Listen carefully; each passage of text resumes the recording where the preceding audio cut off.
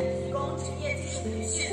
至此，鲁班工坊上升为国家战略。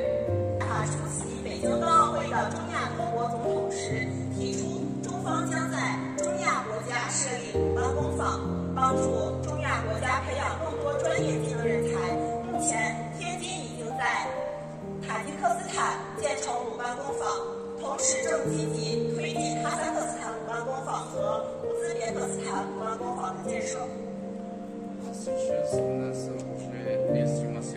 Beren sotsolidaarsus besteding Shavit Wanda Fishtag. 鲁班工坊内设渤海中心、学院中心的地方中心模式。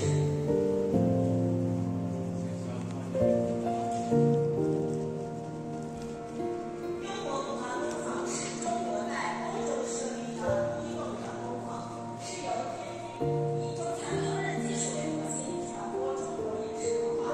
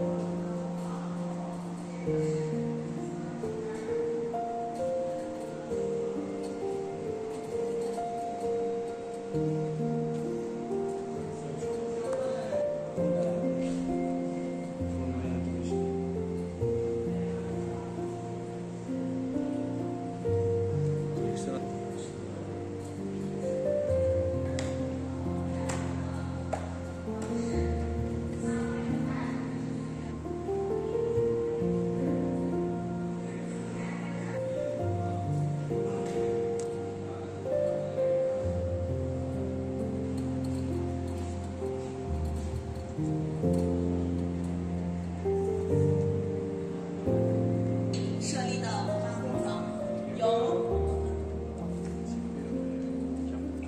由天津汇报的就是开馆的当天，2008年的5月6日，开馆的当天，直接的